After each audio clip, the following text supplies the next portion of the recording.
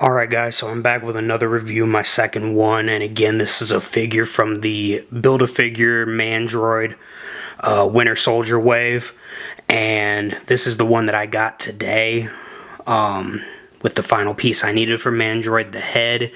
Now I'm going to start by saying that the main reason I picked this up is because it was on sale through Hasbro Toy Shop for like $15.99 and free shipping, and dude, it came within like 2 days. It was maybe 3 days ago, I don't know. It was within the past week that I've ordered this thing, and it got here super fast.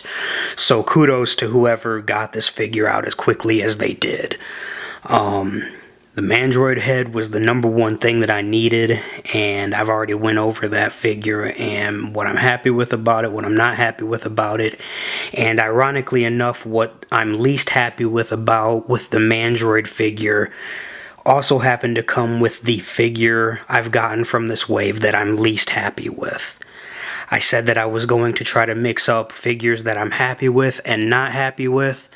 The Mandroid figure I was happy with. This figure is, I don't want to say abysmal, but it is the first word that comes to mind. Let me elaborate a little bit, because it's not quite as bad as the word abysmal would make you believe. There is potential here, and I have to believe at the end of the day, I just happen to get a bad figure as far as quality control goes. No, kitty, stop making noise. So the #1 thing I noticed when I took the figure out of the package is that his number one, I had to use sticky tack here to even help the figure stand up. He doesn't particularly want to stand on his own, and I'm going to have to play with him a little bit and see what I can do about getting the joints to work with me a little bit more. But this leg in particular, the entire lower half is considerably loose from the bottom of the knee down. So I'm going to have to see what I can do about that, because it is noticeable. Probably not so much on camera, but it is when working with him. And again, I'm doing this to talk about figures being used for stop motion and ACBA and stuff, and you can't have figures standing on loose knees. So that's a problem. The other major thing that I have is that this shoulder is awful. It will only close to where you see it close to, which is fine, I guess, for the broad-shouldered, intimidating look, which will work for my plans for him, which I'll get into in a little bit. But I would like to have full range of motion, which this arm, see, this arm gives, this arm does not. The head and neck range is great, but this particular figure leaves a lot to be desired. And again, I'm hoping that it's just a bad one that I got. Let me know if you guys have noticed some of the same issues with yours. The big issue I have noticed with this one, probably the biggest problem I have with it, is the paint apps. These white on his arms are almost a pink because the red shows through so much. Spotty red and white on the stripes on his stomach. White runs into the blue in a couple spots, and it's just not very... It's not very good. I don't think that this particular figure I received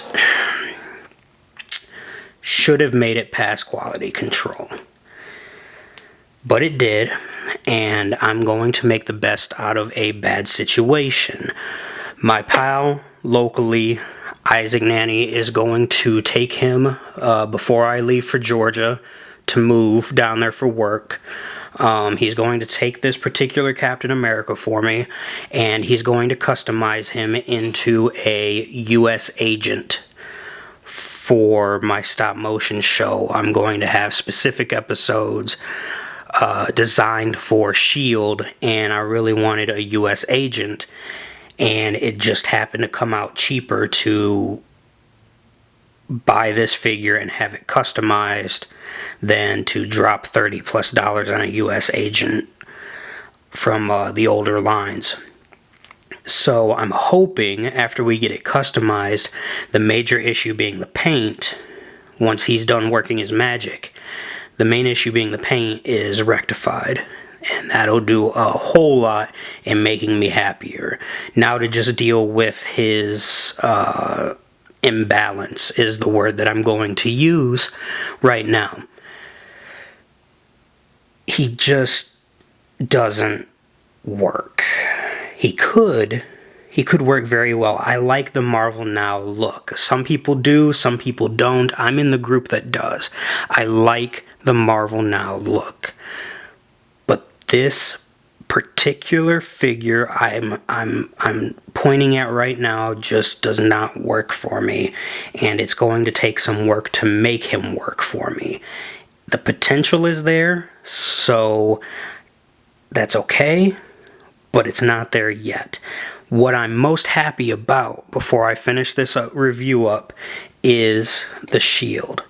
The shield's a good size, I think, a decent size. It's about, it's about 1/3 of his body, which works for me, and it's got a nice texture to it. Every ring is layered from the next one, so it's got a nice condition to it. It's got a nice consistency to it, and that's going to of course be changed to black and red and stuff for US Agent, but this is a very nice shield. The figure has great potential. The one I got is not great, and I'm very much looking forward to changing him over to US Agent and watching Isaac work some magic and including him in my project as US Agent. This will not be Captain America at any point ever in my stop motion show, both because I am certain there are better Captain Americas already in existence, and there are certainly better Captain Americas that will come down the road. This guy does not pass inspection, so for this review, I'm gonna have to give a thumbs down. And check back. I will post an update after Isaac gets him changed over to US Agent, and I'll do an entirely new review on the US Agent custom version of this figure. But again, this guy